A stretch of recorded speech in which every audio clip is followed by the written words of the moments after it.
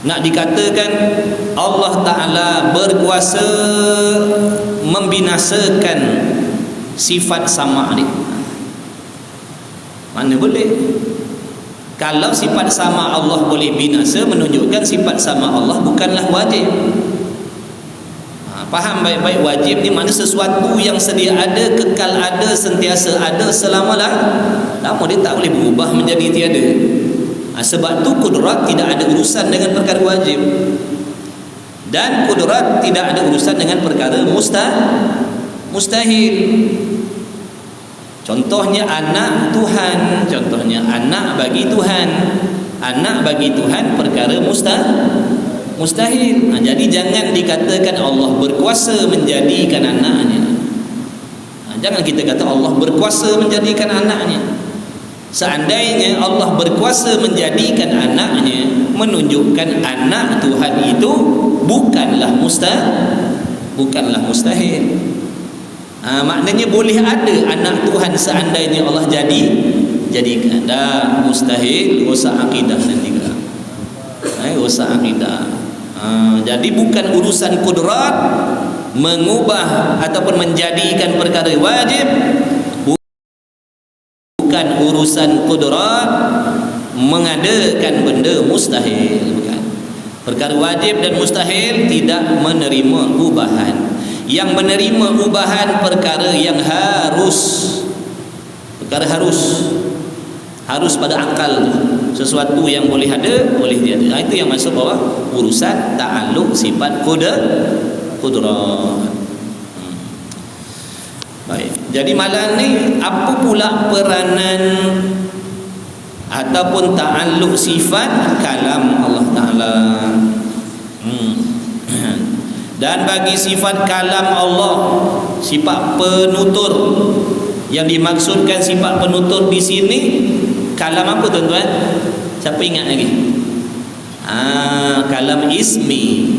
Jangan lupa kalam ismi. Kerana kalam itu ada 4 erti.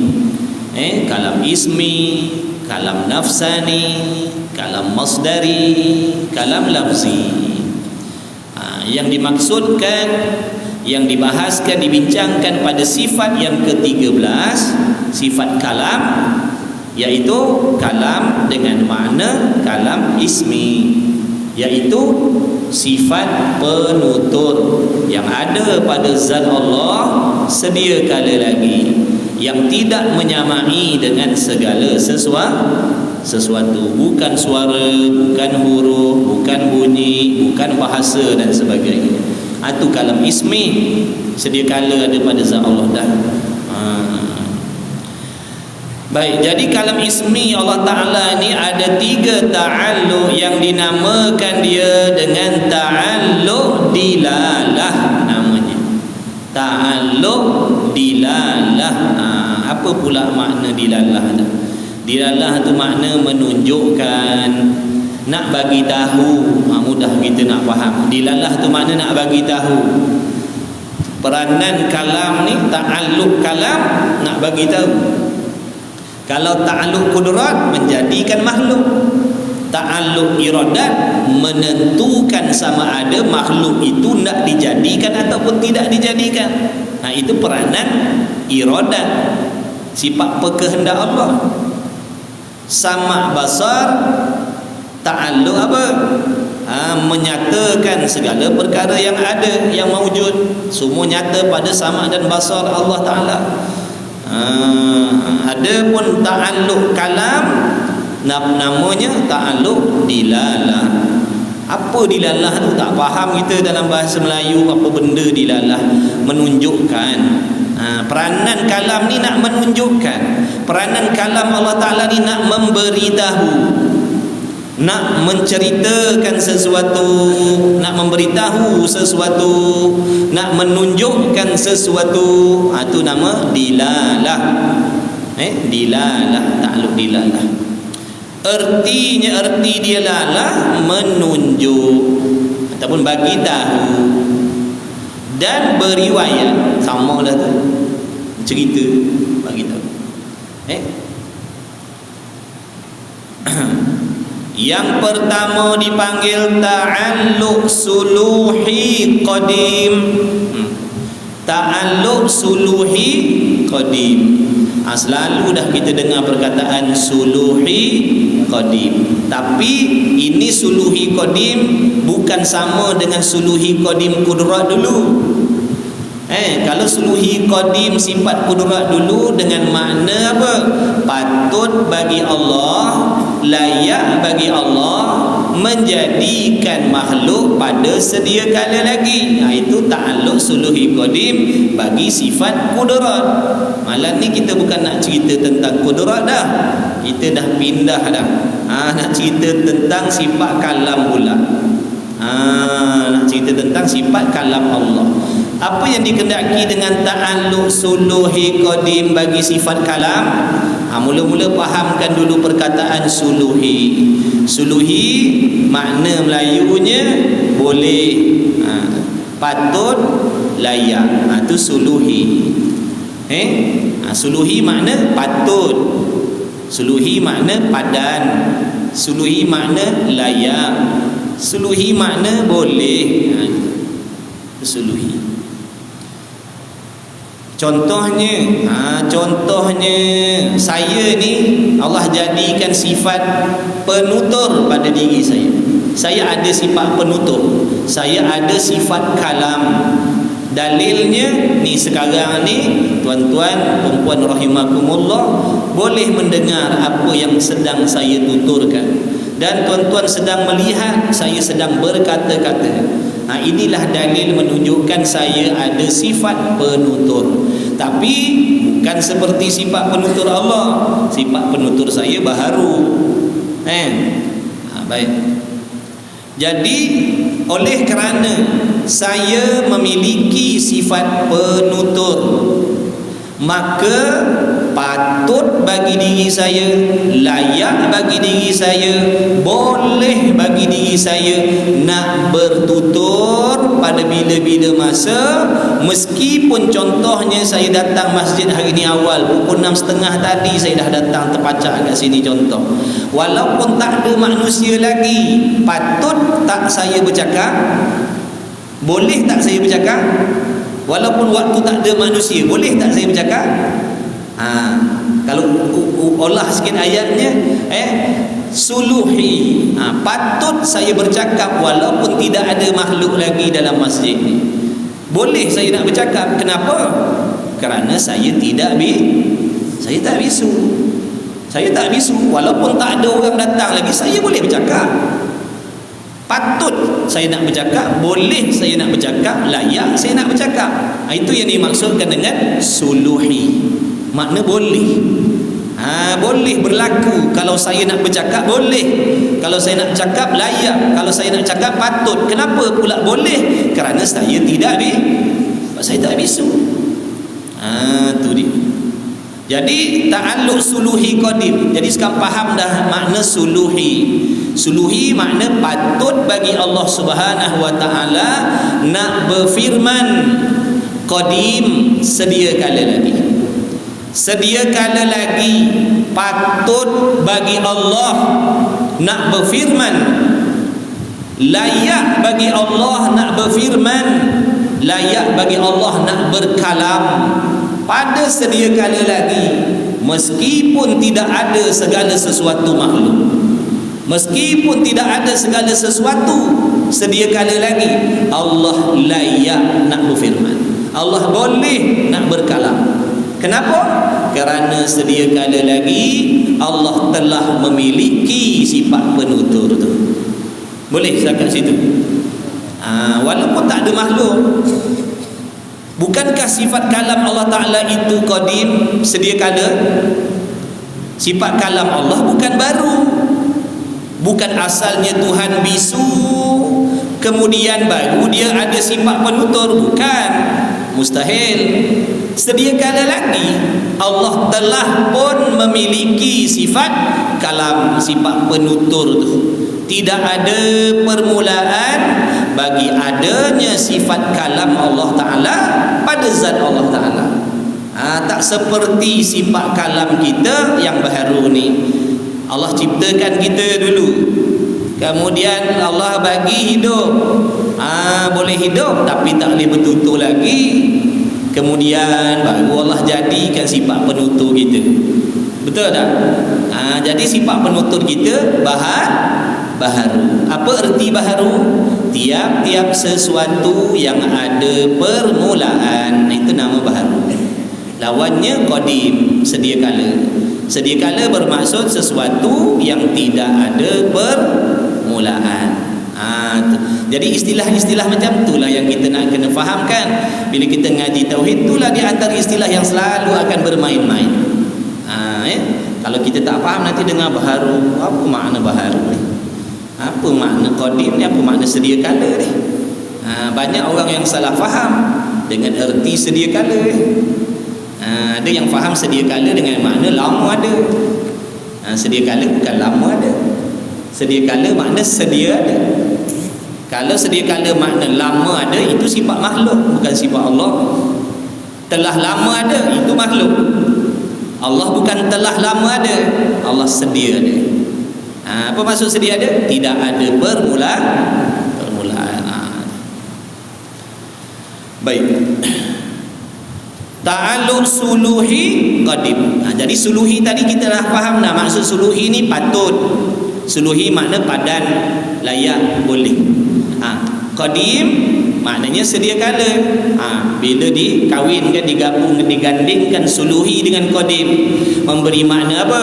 Patut bagi Allah sedia kala lagi, layak bagi Allah sedia kala lagi, boleh bagi Allah sedia kala lagi bertutur, yakni berfirman. Boleh Allah Ta'ala nak berfirman sedia kala lagi, patut bagi Allah nak berfirman sedia kala lagi, layak bagi Allah nak berfirman sedia kala lagi. Kalau tak faham, kita pusingkan. Cuba kita pusingkan. Sedia kala lagi layak Allah nak berfirman, sedia kala lagi boleh Allah nak berfirman, sedia kala lagi patut kalau Allah nak berfirman. Kenapa? Kerana dia tidak bisu. Meskipun tiada makhluk lagi pada waktu itu. Suluhi ni maknanya benda yang berkemungkinan, benda boleh berlaku. Benda boleh berlaku. Tak berlaku lagi tapi boleh berlaku. Kalau Allah nak bertutur, boleh sedia kala lagi. Kalau Allah nak berfirman, boleh sedia kala lagi. Kerana dia tidak bisu. Iaitu ta'alluq suluhi qadim. Iaitu ta'alluq suluhi qadim patut, yakni bagi Allah. Tambahlah sikit dekat kitab kita tu. Kat kitab tu ayat dia betul dah. Kita tambah sikit ayat-ayat untuk kita kalau nak baca dekat rumah sendiri nanti mudah. Bukan makna ayat dalam kitab tu salah, betul dah. Kita nak kena tambah, tokoh tambah sikit-sikit tu nak mudah faham. Sebab dalam kitab dia kata iaitu patut, tambah sikit lah, iaitu patut bagi Allah, gitu. Iaitu patut bagi Allah, padan bagi Allah, beriwayat ia Allah pada sedia kala. Beriwayat tu dengan makna berfirman. Boleh. Kita tambah sikit ayat tu untuk kita mudah nak baca nanti. Nanti kalau kita baca kat rumah, kalau tak ada catatan, tak ada tambah-tambah tu, iaitu patut padan beriwayat, macam tergantung gitu. Bagi orang yang dah faham, tak apalah.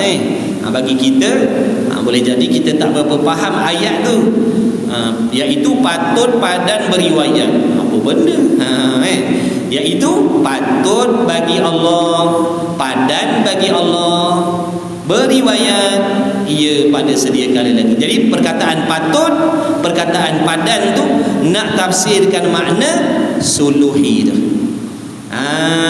Makna suluhi tu. Suluhi qadim.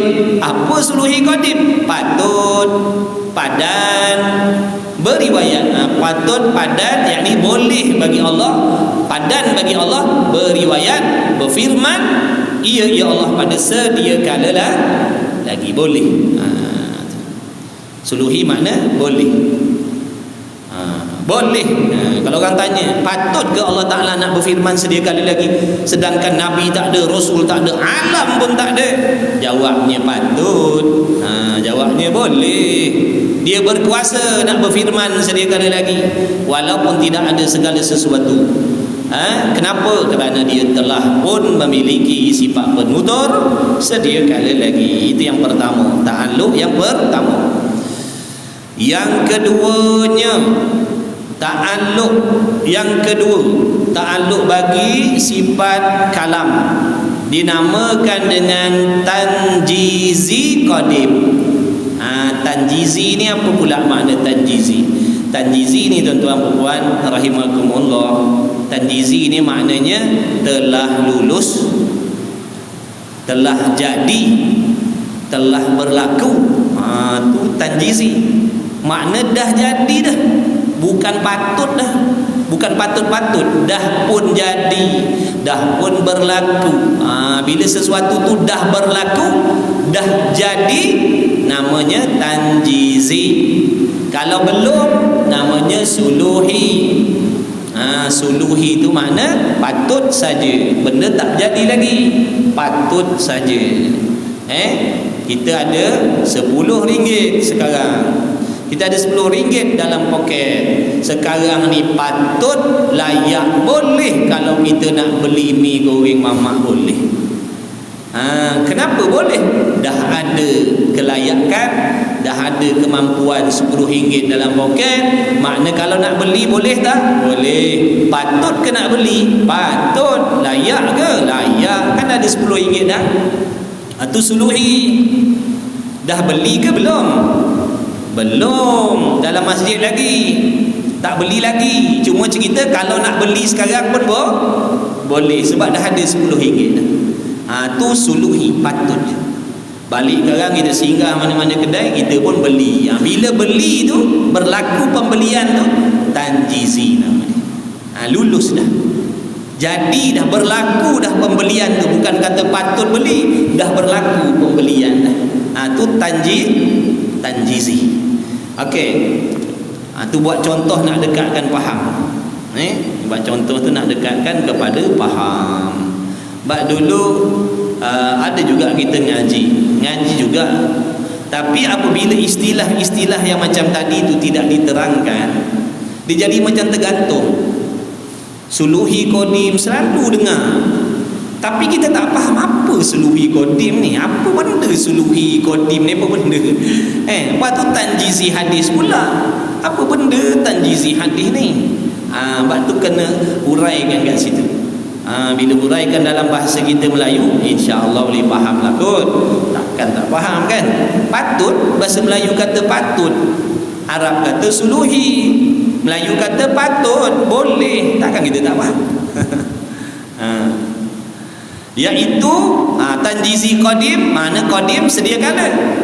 Tanjizi qadim makna telah lulus, qadim telah lulus, telah jadi, telah berlaku sedia kala lagi.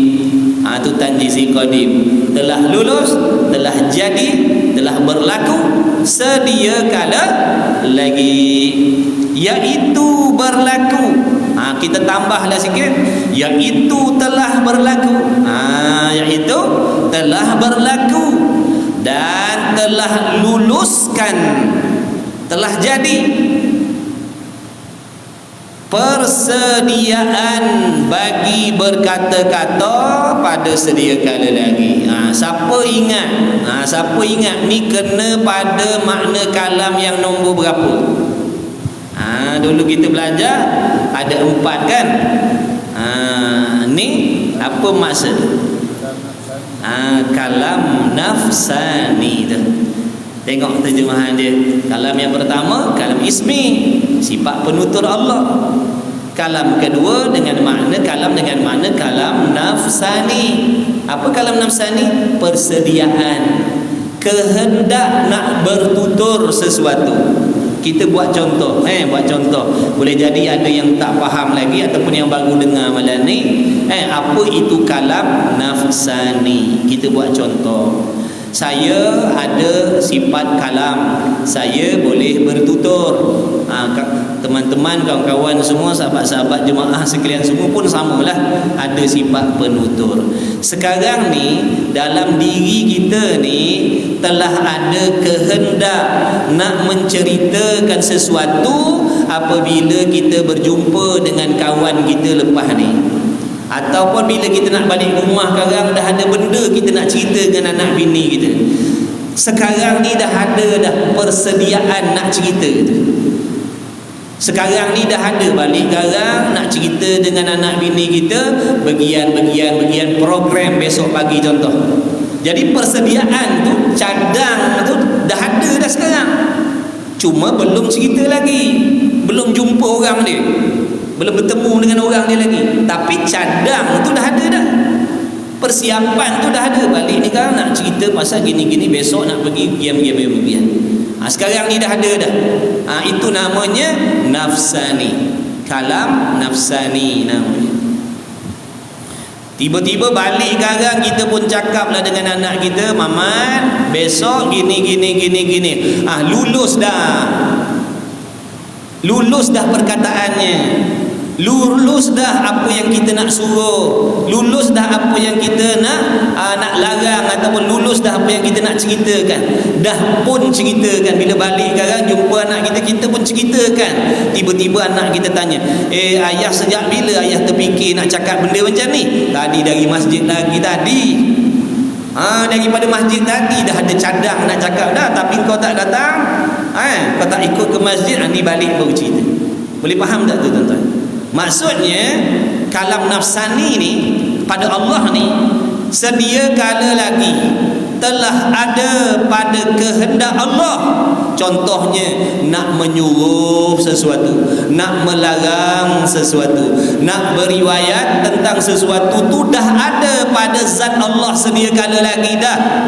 Contohnya Allah Ta'ala nak menyuruh kita umat Nabi Muhammad sallallahu alaihi wasallam dengan mendirikan solat 5 waktu. Kalau ditanya sejak bila Allah kehendak nak suruh kita ni solat 5 waktu, jawabnya sedia kala lagi telah ada pada kehendak Allah nak menyuruh umat Nabi Muhammad sallallahu alaihi wasallam solat 5 waktu. Sedia kala lagi telah ada pada kehendak Allah, Allah dah sedia kala dah nak suruh solat, sedia kala dah Allah nak suruh semayang, nak suruh puasa, nak suruh haji umrah, nak suruh, nak larang arak, nak larang judi, nak larang zina, nak larang dedah aurat. Sedia kala lagi dah ada persediaan Allah Ta'ala tu nak menceritakan tentang Qarun, tentang Namrud dan sebagainya. Boleh faham tak tuan-tuan? Nampak tak? Jadi apa yang ada dalam Al-Quran tu, segala suruhan Allah, segala tegahan Allah, ataupun yang ada di dalam kitab-kitab yang sebelum, Taurat, Zabur, Injil, segala-gala yang ada dalam tu, ataupun apa yang Allah Ta'ala nak perintahkan kepada Nabi kita Muhammad sallallahu alaihi wasallam, semuanya telah ada pada zat Allah sedia kala lagi sebelum ada segala sesuatu. Bukan hari ni Allah jadikan alam, hari ni Allah jadikan manusia, hari ni baru timbul kehendak Allah nak larang berzina, nak larang berjudi, nak larang begini dan begitu dah. Kalau begitu menunjukkan ilmu Allah Ta'ala itu didahului oleh jahil. Maha suci ilmu Allah daripada jahil. Maha suci pengetahuan Allah itu didahului oleh jahil. Jadi orang yang membangkang Quran, orang yang mempertikaikan Quran, orang yang mengatakan hukum hakam dalam Quran tidak relevan, jadi seolah-olah mereka memfitnah, seolah-olah Allah tidak mengetahui sedia kala lagi apa perkara yang berlaku akan datang. Nampak tak tu? Jadi hati-hati. Sebab tu kena kenal Tuhan, baru kita boleh jaga perkataan. Kalau kita tak kenal Tuhan, tak tahu sifat Tuhan, seolah-olah Allah menyuruh melarang dalam Quran tu, Allah menyuruh benda yang dia baru tahu, padahal tidak ada istilah baru tahu pada Allah. Tak ada istilah baru tahu pada Allah. Baru tahu ni kita. Baru tahu, malam ni baru tahu ada 10 orang. Petang tadi tak tahu. Makna petang tadi jahil lagi. Ni baru tahu. Tu sifat baru tahu ni sifat ilmu makhluk, bukan ilmu Allah. Jadi jangan disifatkan Allah dengan ilmu yang sedemikian. Allah baru tahu hari ni hujan, Allah baru tahu kita sakit, Allah baru tahu kita ada masalah, Allah baru tahu ada orang khianat dengan kita. Tidak ada istilah baru tahu pada Allah.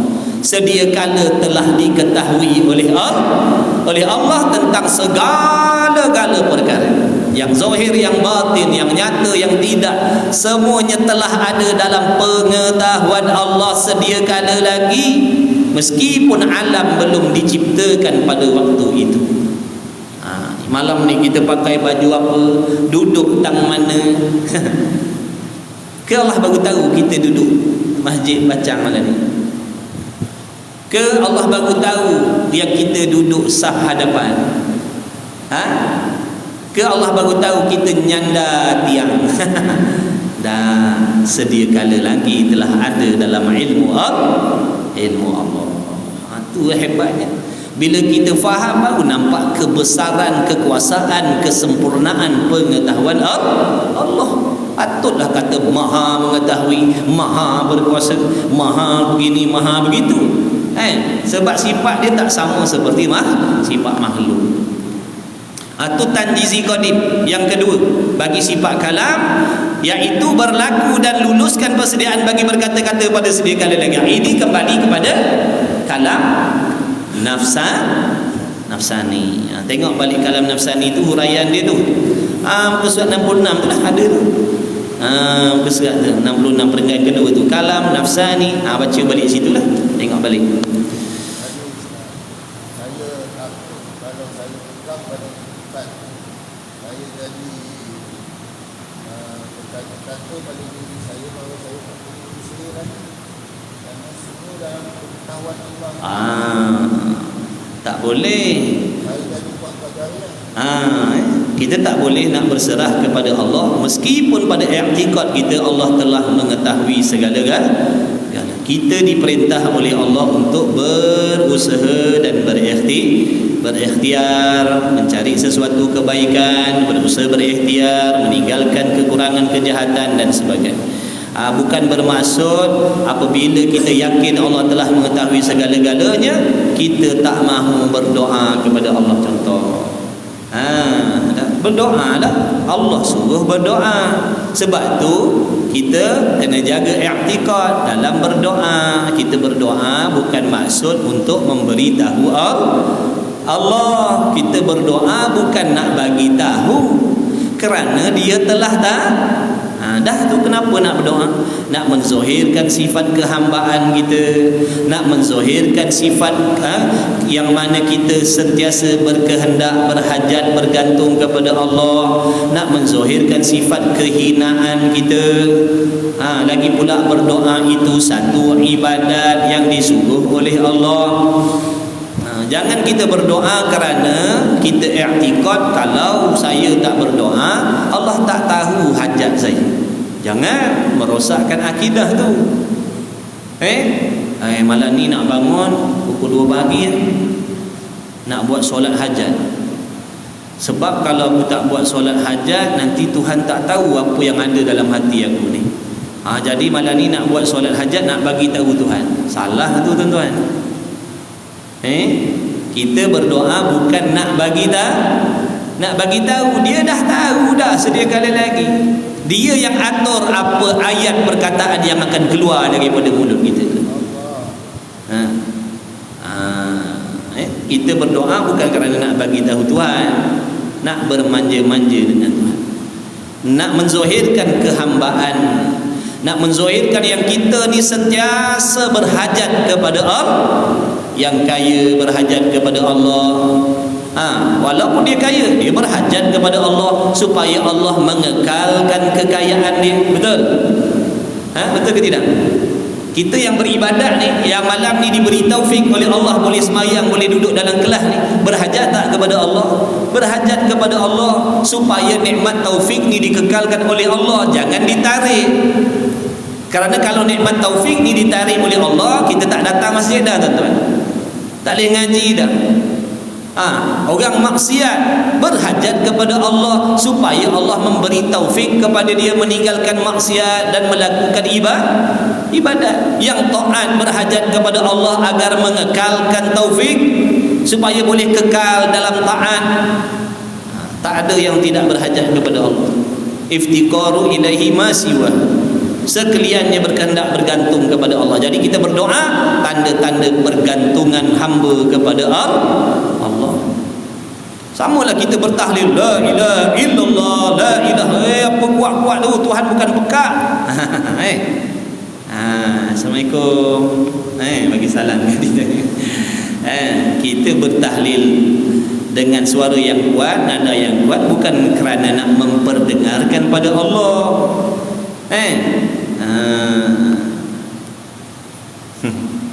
Ada yang kata gitu, dia kata apa nak zikir kuat-kuat, bukan Tuhan pekat. Makna kau tak faham lah tu. Kau tanya benda yang kau tak faham, rupanya kau salah faham selama ni. Sebab tu kita tanya ahli dia, kita tanya kenapa yang zikir kuat-kuat ni, apa hikmah dia, apa fadilat dia. Kalau lagu tuan-tuan, lagu ada chorus tak? Ke sama je nada daripada awal sampai habis lagu. Kan ada chorus tu. Tanda-tanda nak menyampaikan benda yang dalam hati. Kalau minta tolong, boleh tak nak bisik-bisik? Tolong macam tu. Sampai tak? Sampai tak ke hati? Apa yang kita nak sampaikan dalam hati itu sampai tak kalau kita tolong sampai? Jadi di antara hikmah ataupun faedah zikir kuat tu nak menyampaikan benda dalam hati, supaya sebut dengan perasaan dalam hati, bukan i'tiqad nak bagi tahu Tuhan dengar. Kalau berzikir kuat serta kita i'tiqad aku kena berzikir kuat sebab kalau perlahan Tuhan tak dengar, kafirlah dia, na'udzubillah. Habis. Kemudian iaitu berlaku. Jadi ingat tuan-tuan, apa sahaja yang Allah perintah, yang Allah suruh buat, yang Allah larang buat, ataupun apa yang Allah ceritakan, yang Allah riwayatkan dalam Quran tu, semuanya telah ada di dalam kehendak Allah sedia kala lagi.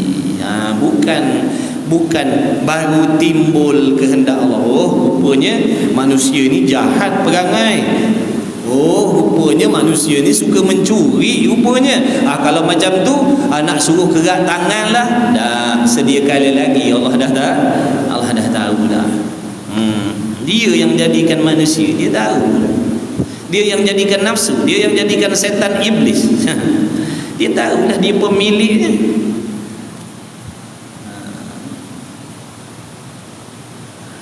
Dan diluluskan persediaan bagi berkata-kata sedia kala lagi, yakni azali lagi dah.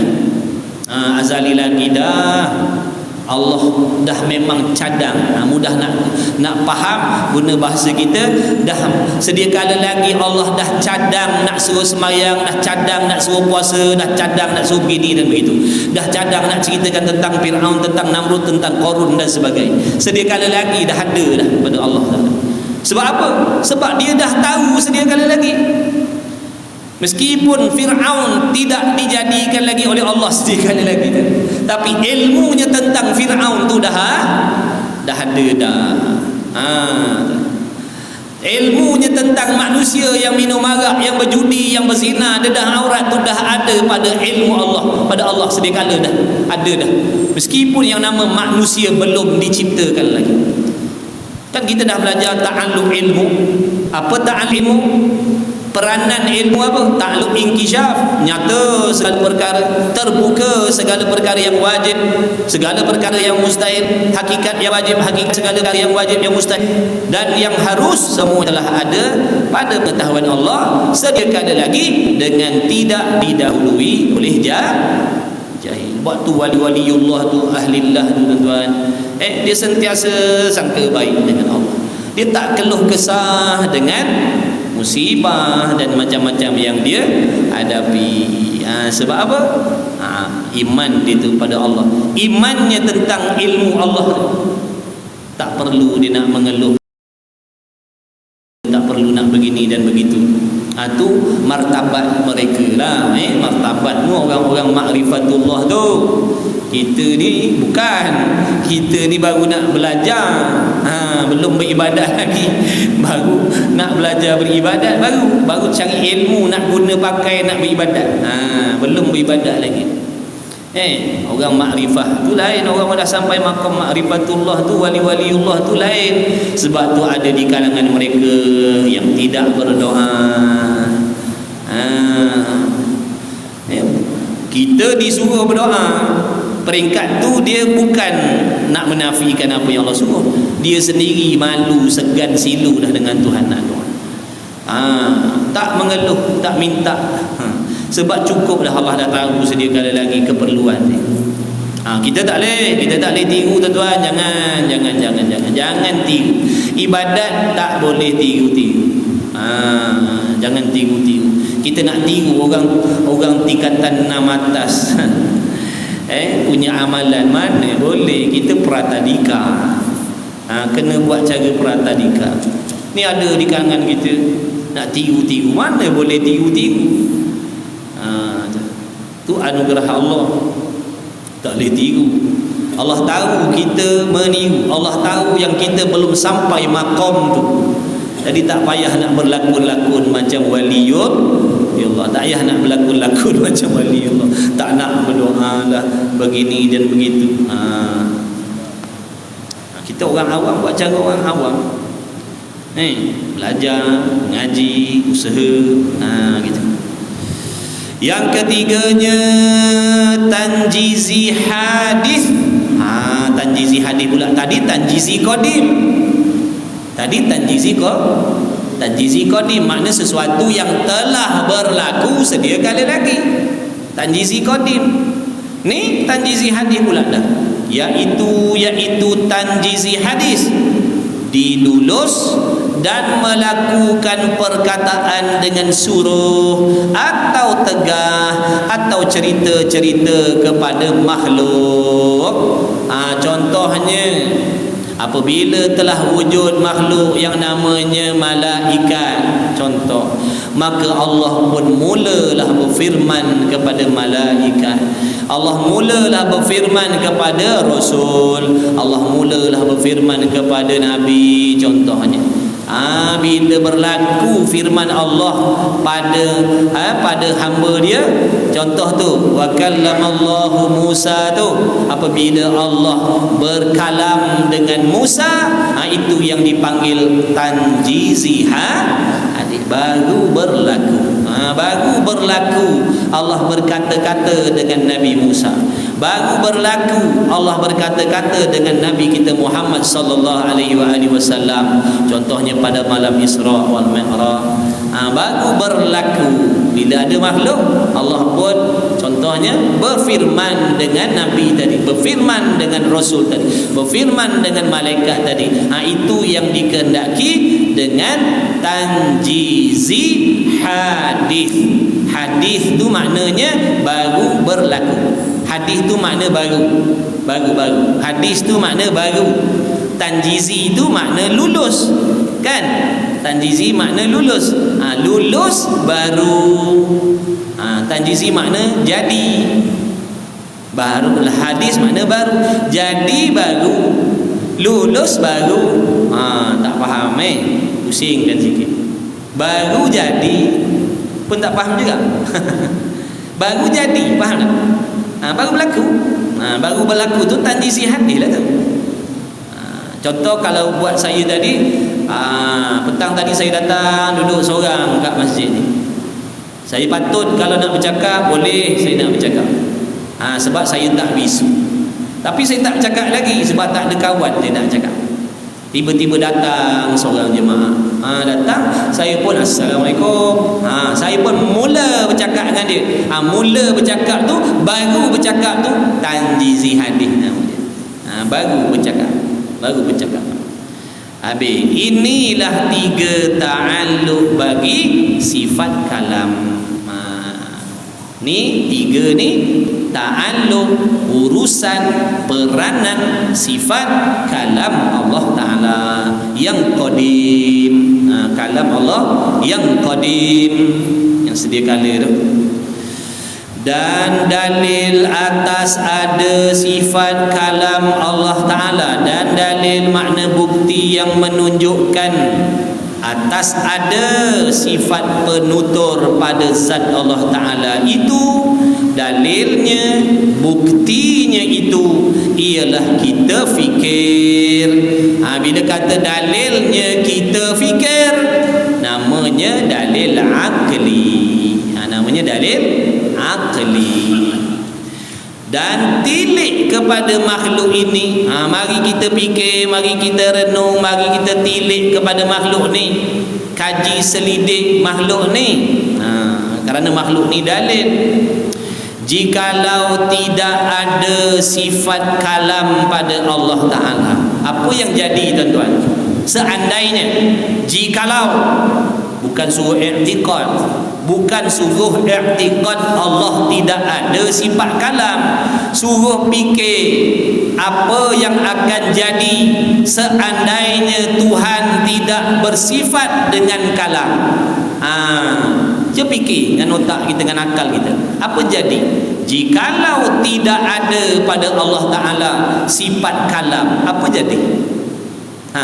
Jawabnya, nescaya adalah ia Allah bisu. Betul ke tidak? Betul tak? Kalau kita fikir itu, jawapan itu betul tak? Kalau Allah tidak ada sifat penutur, jawabnya adalah Allah Ta'ala itu bersifat bisu. Betul lah fikirnya macam tu, tapi menyalahilah akidah.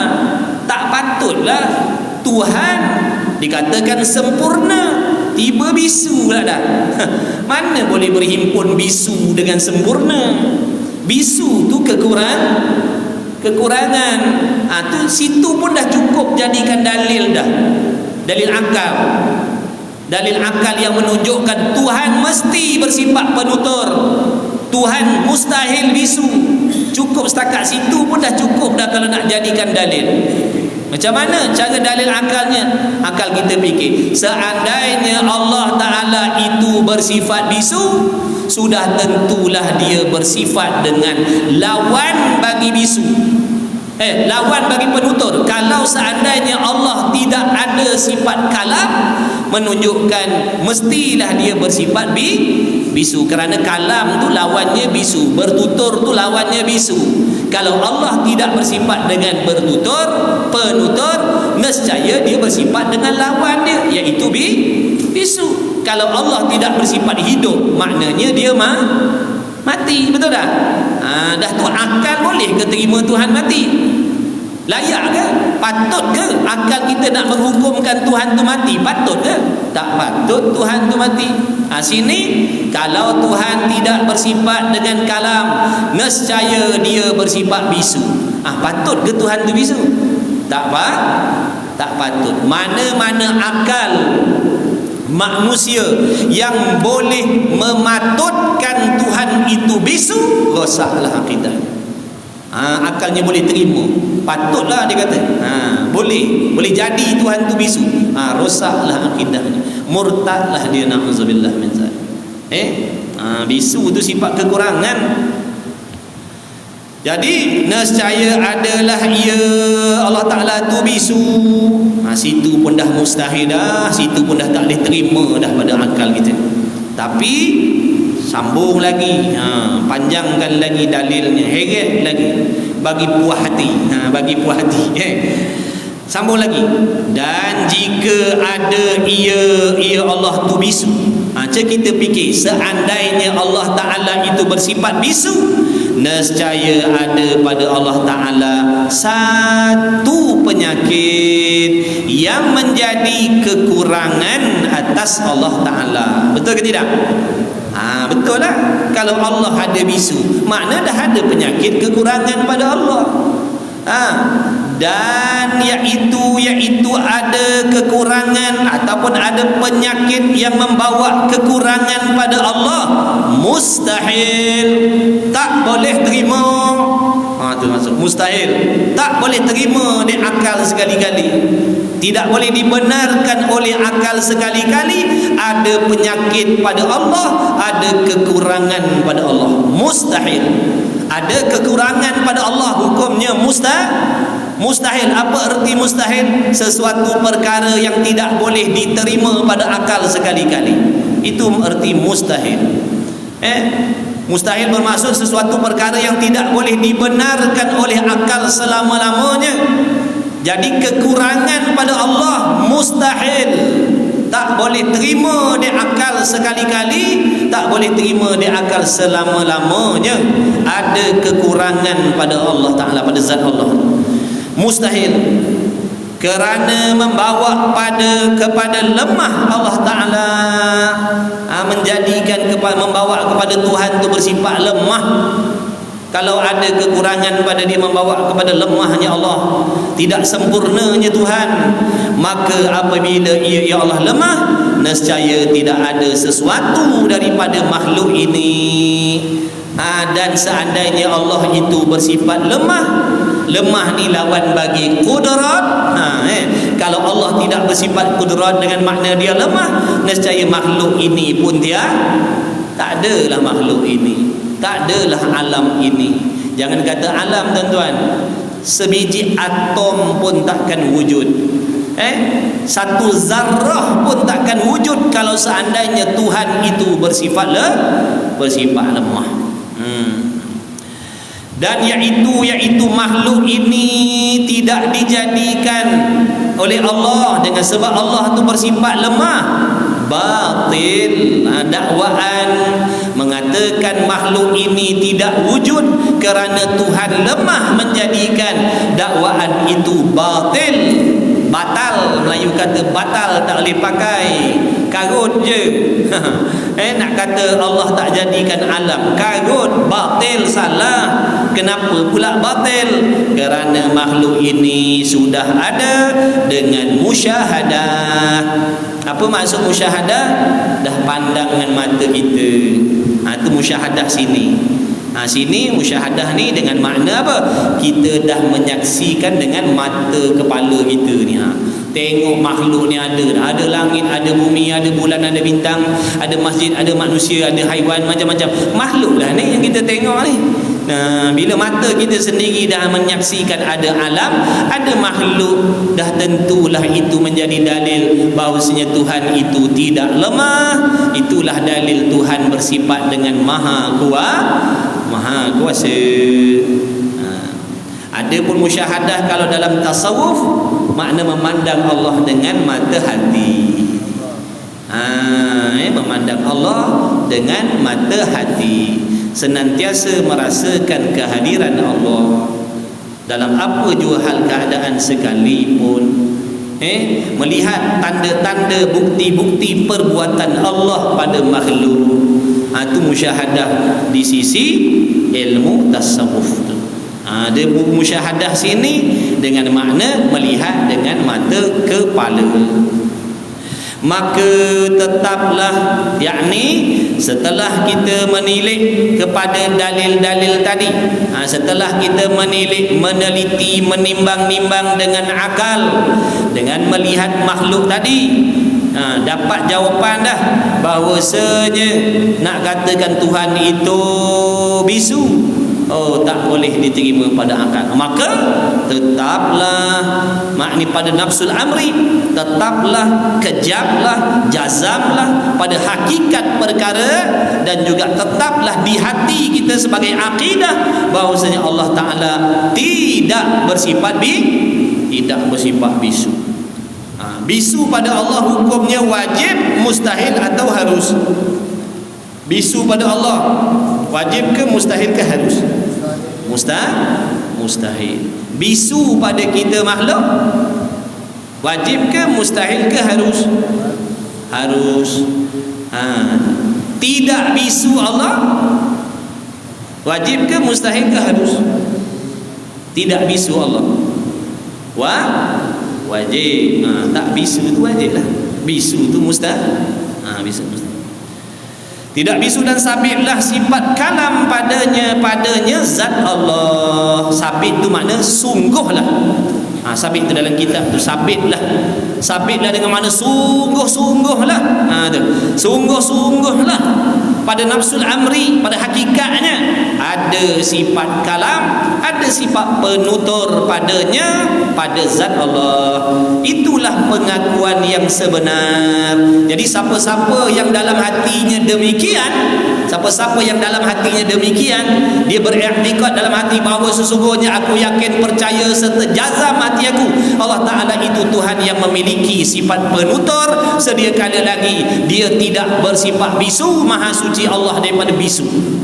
Itulah dia pengakuan yang sebenar.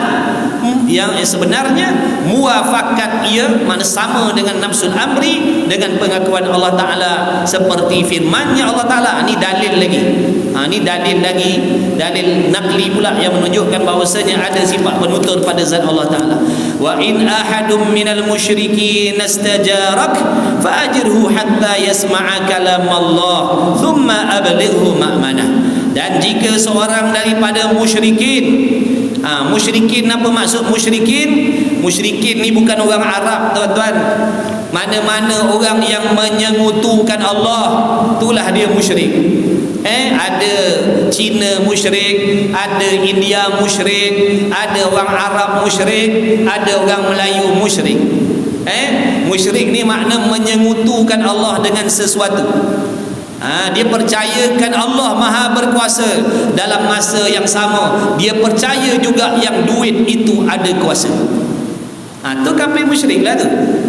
Na'udzubillah min zalik. Bukan sahaja percaya berhala tu ada kuasa, dia percaya duit ada kuasa. Musyrik lah dia. Dia beriman Allah berkuasa, dalam masa yang sama dia beriman, dia percaya juga duit pun ada kuasa. Kata Allah ada kuasa, duit pun ada kuasa. Allah boleh menyenang menyusahkan, duit pun boleh menyenang menyusahkan juga. Itu nama kafir musyrik. Na'udzubillah. Jadi apabila orang kafir musyrik, dia percaya kepada Allah, dia bukan tak percaya adanya Tuhan, adanya Allah, dia percaya, tapi dalam masa yang sama dia menyengutukan, dia menyamakan Allah dengan yang lain. Itu panggil musyrik. Dia bukan mentauhidkan Allah, dia menyengutukan. Dia bukan menunggalkan, dia menyamakan. Meskipun dia orang Melayu, jangan kita dengar musyrikin ni orang kafir, orang Arab. Mana-mana orang yang menyengutukan Allah pada i'tikadnya, mengiktikad makhluk ada kuasa memberi sesuatu, memberi manfaat seperti Allah, memberi mudarat seperti Allah, tu musyrik namanya. Meminta perlindungan akan dikau ya Muhammad sallallahu alaihi wasallam. Ini Allah mengajar Nabi kita Muhammad sallallahu alaihi wasallam akhlak. Maka berilah perlindungan keamanan akan dia. Jadi kalau ada mana-mana orang kafir musyrik minta perlindungan kepada engkau ya Rasulullah, wahai Muhammad sallallahu alaihi wasallam, bagilah dia perlindungan. Bagi dia perlindungan, jangan zalimi dia. Tunjukkan keindahan agama Islam pada dia, sehingga mendengar ia orang kafir musyrik tadi akan kalam Allah Ta'ala, kemudian sampaikanlah kalam Allah pada dia. Mudah-mudahan dia mendapat hidayah daripada Allah Ta'ala. Kemudian setelah kau bagi perlindungan, setelah kau sampaikan kepada dia ayat-ayat Allah, hantarlah dia di tempat yang aman. Tu akhlak. Tu akhlak. Meskipun dia tak masuk Islam, tapi itu akhlak orang Islam terhadap orang bukan Islam. Wallahu a'lam. Habidah. Wallahu a'lam. Jadilah mudah-mudahan Allah merezekikan kepada kita kefahaman dan merezekikan kita kesungguhan, belajar sungguh-sungguh kerana Allah. Mudah-mudahan dengan berkat menjadi ilmu kita, doa pada Allah agar sekalian yang hadir yang mengikuti tak terkecuali Allah mengampunkan segala dosa-dosa kita, dosa ibu bapa kita, ibu bapa mertua kita, adik-beradik kita semua tak terkecuali. Mudah-mudahan sentiasa diberi kesihatan, keafiatan yang berkah, diberi keluasan rezeki yang halal lagi berkah. Mudah-mudahan kita senantiasa mendapat taufik daripada Allah untuk beribadat, mentaati perintah Allah zahir dan batin. Amin ya rabbal alamin. Bismillahirrahmanirrahim. Alhamdulillahirabbil alamin.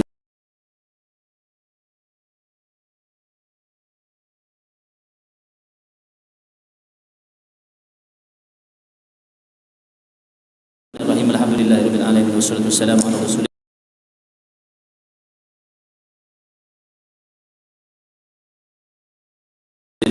Allahumma rabbana fa'na bima 'allamtana. Allahumma rabbana fa'na bima 'allamtana.